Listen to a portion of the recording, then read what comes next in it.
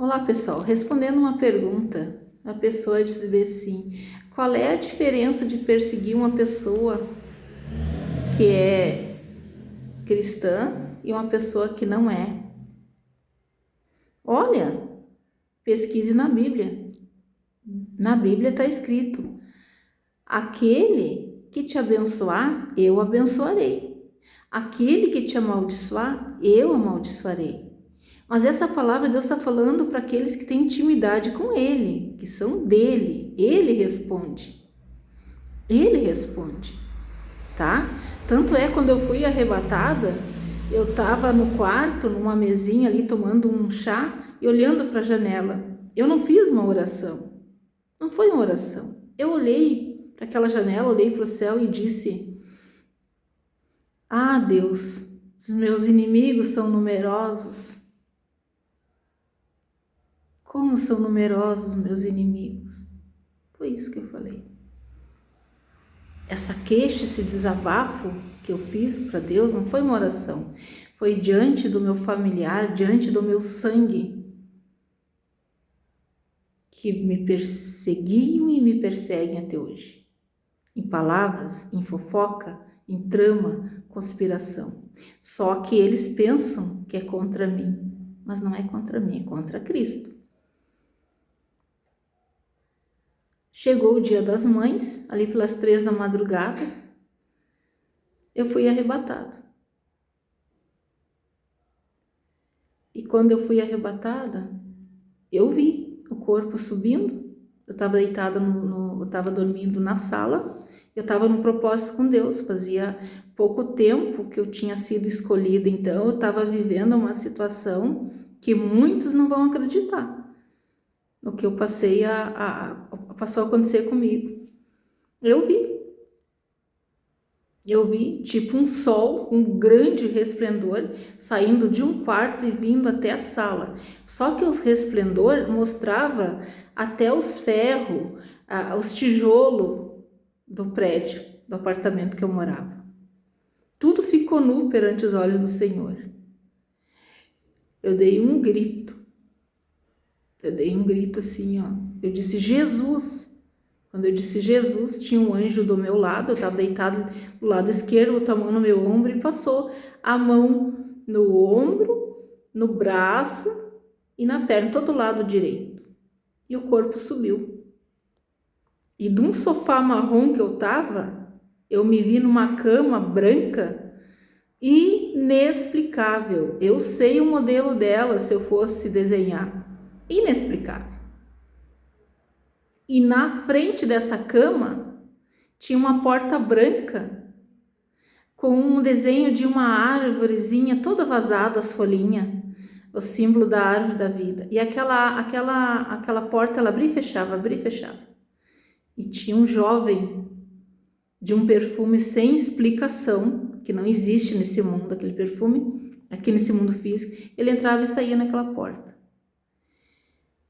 Pouco tempo eu me vi sentada na frente dele e não vi o rosto dele. E ele disse bem assim: ouvi a tua oração, eu vou destruir os teus inimigos. Quando ele disse eu vou destruir teus inimigos, veio 3 nomes para mim perguntar para ele rapidamente. E um desses nomes foi a minha filha, porque eu temia pela minha filha. E ele disse assim para mim: a Jaqueline não, minha filha é Jaqueline. Jaqueline eu não vou destruir, eu vou tratar. As outras 2 pessoas ele não respondeu. E eu não perguntei novamente. E ele levou a minha filha num arrebatamento sentido, levou ela lá onde eu estava com ele. Ela estava numa cama, deitada, tipo descansando. E ali foi revelado algo que eu não posso falar, que ela mesma falou. Deus fez com que ela falasse.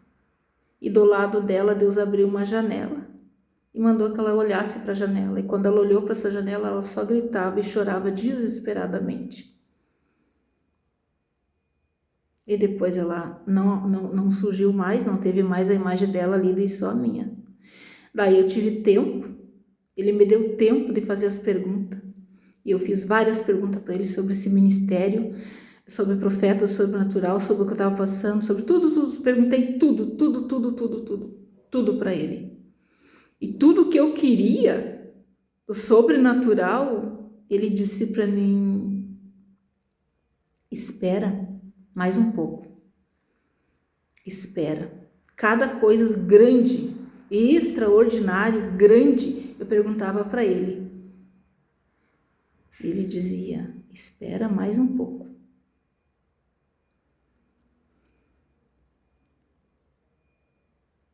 Pensa que isso aí foi às 3 da madrugada, pensa que uma pessoa vai dormir depois? Depois, quando eu voltei, eu estava no sofá. Eu estava no sofá. E o incrível é que o meu salsichinha, meu linguicinha, que é um cofap, um linguicinha, aqueles cofap, arlequim, estava dormindo, estava no meio das minhas pernas, estava com pijama soft. E ele, pelo fato de ser um cachorrinho muito velhinho, então ele estava dormindo junto comigo. E quando eu voltei, ele estava ali bem enroladinho dormindo. E o Espírito Santo sugeriu, com muito amor e genura, que eu desmamasse ele. Desmamasse meu cachorrinho. O que é que ele quis dizer? Desmamasse, tirasse da cama. E foi o que eu fiz. Entenda algo. A pessoa que é arrebatada, estou dizendo arrebatada de verdade, passa por isso, nunca mais ela volta a mesma coisa. Nunca mais. Nunca mais. Ela se torna, assim, uma pessoa fora da curva, porque ela já esteve lá. Ela já conversou com ele, com o dono de todas as coisas. E nada, nem ninguém convence ela ao contrário. Nada. Nada. O diabo não mexe com as suas emoções. Pode odiarem, pode desprezarem. O Espírito Santo colocou dentro de mim um temor e um amor muito grande pelos meus inimigos, cada vez que eles falavam mal de mim e tramavam contra mim. Ele fazia eu lembrar da palavra que ele disse: eu vou destruir teus inimigos. Menos de um ano ele começou a falar os nomes das pessoas. Só que ele disse assim: morreu. Eu não vou dizer para vocês o nome, mas ele começou a dizer para mim: tal pessoa morreu assim. Ele disse como? Assim foi indo. Teve mortes de pessoas e tem pessoas que ainda não morreu, mas ele já disse para mim: tal pessoa morreu. E tem uma das pessoas que essa me fez gemer nas mãos dela com tamanha armadilha, emboscada que fez para mim, que me trouxe grande sofrimento.